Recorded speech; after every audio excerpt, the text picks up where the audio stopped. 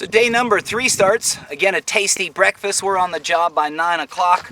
We've completed the inlet portion of the water pumps as far as what comes out of the filter, goes to the chiller, goes to the mixing container.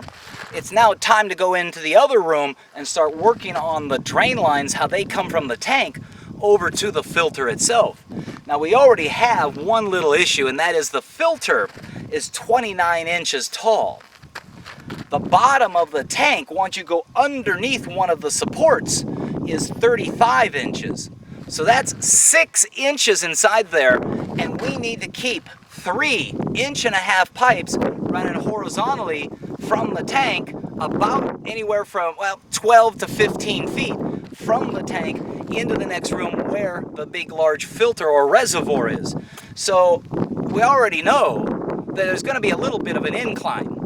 So I had suggested that we add some vent pipes to help allow the drain pipes to breathe, so you don't get that sparklers bottle, that bloop, bloop, bloop effect in there. The vent is what allows the air in there and allows the water to freely move. So that's what we're working on, and I'm noticing Barney's starting to get a little weird. It just kind of seems to be resisting me a little bit on this plumbing thing, questioning and double questioning everything. But we keep moving forward. I mean, that's the name of the game. If you're going to spend all day and dwell on one thing, we're not going to get very far along. And we're supposed to be here for 5 days working on this, and we're already starting day 3. Granted, we've got more than 50% of it done, but the rest of it can still be difficult. We also have to fill the thing with water. So we're working on the pipes, and they come out, and there's a little bit of an incline. We've got some supports in there to hold it, and I noticed Barney, I had made a suggestion that we cut a couple wooden braces, and Barney had cut them, and he had screwed in this side, and he was working on this side, and it turns out there's a gap on the frame on the back of it, which could easily be resolved just by putting a spacer or a filler inside there, but kind of seemed to throw Barney a little bit. So I made the suggestion, and the light came on, and again, we moved forward. Well, we get down towards the end of that day. Now, keep in mind, it's now 7 o'clock at night, and this is day number 3, and we're still working, and I kind of decided Barney was acting just a little odd. I had been under the cabinet gluing in one of the PVC pipes, and the phone rang, and I grumbled out, "Oh, here we go," thinking, it's probably going to be the wife, and it was the wife, and I don't have a problem with a wife calling, but there's a proper time and an improper time, and Barney realizes that, and he says, "Wifey, I can't take the call now, we're right in the middle of something, I'll call you when I'm done." Fine. So we're in there, and we start gluing, and keep in mind, I'm almost 51 years old. You've got me squished up inside this cabinet like a jack-in-the-box or a mouse in a trap. And I'd like to get out of there, so let's finish this part of it so I can climb on out. And we start getting ready to glue, and the damn phone rings again. This time, I don't know who it is, not calling me, but it's apparent that it's an aquarium call, somebody looking for some custom tank or something, and the conversation goes on and on and on, and I'm still sitting inside this damn cabinet all squished up, and it's like, "Hello, McFly!" and so he finally, after a minute or so, he cuts the conversation short. And I thought, come on, buddy, we're here working to do this, not deal with other issues. But okay, so we get in there and we start doing that, and I really begin to notice that he's kind of gotten a little unhappy about the comment I made. Okay, we've already got 10 plus hours in already. Let me just kind of back up a little bit, and I'm going to go outside here and watch some weather. Let you cool down. And so after about 15 minutes of watching the thunderclouds and the lightning flash off in the distance, I'm thinking, okay, maybe Barney's kind of cooled down, and it'd probably be okay to go in there and check things out. So I go back into the room, and 2 things occur. One is he's redoing all the plumbing I just spent all afternoon doing. And 2, he grumbled something about the telephone calls again. So obviously I must have hit a nerve and really kind of pissed him off.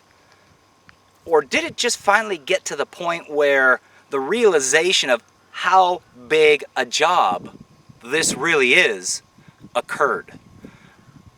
But it just seemed to me like I needed to get the hell out of there because somebody wasn't happy. And it's now 9 o'clock at night. We've put in 12 hours. I'm sure Barney's getting a little grumpy. Certainly appears to be getting a little more stressed out. So I said, I'll walk back to the hotel. It's only 2 miles. I don't mind. I'll watch the weather. Oh, no, you don't have to do that. No, it's okay, it's really okay.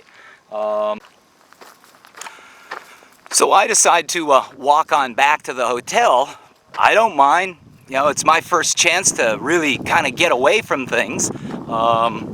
I can watch the big thunder clouds, and it was kind of warm that night anyhow, but there was a little bit of a breeze, so I think it was okay. I wasn't upset, I wasn't bothered, I just realized I had to get away.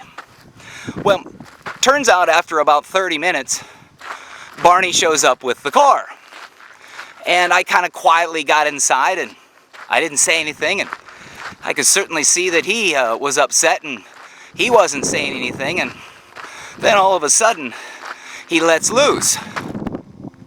And he starts to tell me that because I don't have a wife at home, I might not understand the need to make the telephone calls.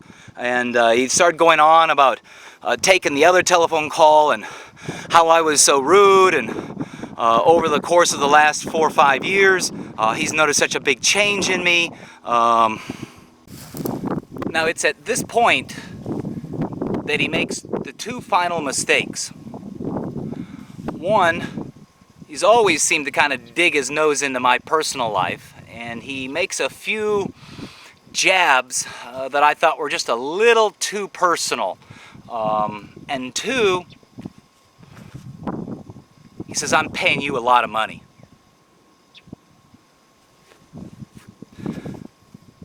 I don't need the money. I'm not well off, but I'll be damned if I'm going to be your little slave or employee. I'm here to help you. You're making a ton of money off this job. And all you've paid me so far is a $30 dinner. I've got 30 hours and 3 days into this thing so far, and you're now going to threaten me with the money thing?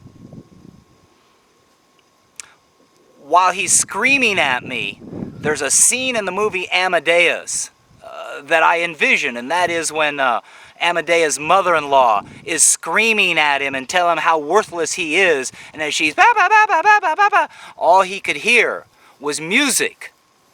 And in my case, I'm looking at Barney while he says, rah, rah, rah, rah, rah, rah, rah, rah, rah, rah. And all I don't hear what he's saying. I'm just looking through him, and when he made the comment about the money, I just simply said, keep the money.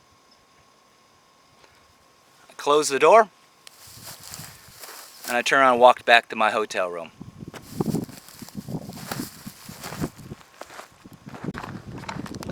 So I walked back to the hotel room, sat down for a moment, kind of tried to think about what had just happened. Decided to get up, take a shower, got that done, went down to the hotel lobby, got myself a soda pop, and I went and found a little picnic bench outside one of the buildings to go sit at, which kind of gave me the chance to watch some more of that scenery and kind of cool down. And you know, as I cooled down and began to really think about what had happened, it occurred to me that this is a big job, and that Barney may have bit off a little bit more than he could handle. It's not meant to be an insult. It really was a big job. I mean, I turned it down once myself already, knowing what those big jobs require of you. And maybe this was the way it affected him. The other thing I asked myself is, am I that evil a person that I could turn a 10-year-old friend who I hadn't seen in the last 3 years to hating me within 3 days? Granted, I can sometimes be a little difficult to work with and maybe a little stubborn, but the two of us have done bigger things in the past, and I don't see what I did to have caused the problem. So I sat outside for about an hour, drank my soda pop, and went back to my hotel room expecting to see the light for the phone flashing, a note stuck on the door. None of those things. I could easily have forgiven Barney for some of the things that he said if he'd just come apologize. I don't think I was in the wrong. I think he overspoke on a few things and got a little too personal. I think he was probably a little stressed out by the situation, which is what prompted it all. So yeah, I was ready to forgive him. All he had to do was come and apologize. But, you know, it's 10:30, then it's 11 o'clock, then it's 11:30, then it's 12 o'clock. And I'm thinking, well, obviously he must not feel the same way and is not ready to resolve this. So I just went to bed. Problem was I couldn't sleep. I was kind of wound up. I mean, I just kind of lost my best friend. So I tossed and turned for quite a while. Finally, about 2 o'clock, I woke up and I said, I need to make a decision. If I'm going to go home, I need to be up at the airport in time to make those changes to my airfare, or end up waiting here a whole nother day. So 6 o'clock the next morning arrives. I'm up early, wasn't able to sleep much anyhow. Get myself down to the lobby, shuttle to the airport picks me up at 7 o'clock, and by 7 o'clock I'm gone. Now, maybe I should have called my buddy and give him one last chance, but at this point, if it's gone on this far, he's either better able to endure it than I am, or not ready to resolve it. So really, what's the use staying, especially if you're just going to feel awkward and such. I came here for fun. I put off 3 businesses that I do to come help out a friend who I gave this job to that he's probably going to make $50,000, $60,000, $70,000 off of it. Granted, I passed on it, but at the same time, I'm also the one who referred it to him, and so far my reward, other than working my ass off for the last 3 days, has been a nice steak dinner. Thank you, Barney. So anyhow, I decided it was best just to go home. I've got plenty to do at home, and this friend moved away from me 3-4 years before, so I feel bad. I certainly don't feel good about it, but just keep moving forward. That's all you can do. Just keep moving forward. Life continues to go on. So that's a week in the life of an LA fish guy. Exciting, huh? Yeah, it is. Some days are just a little bit more exciting than others.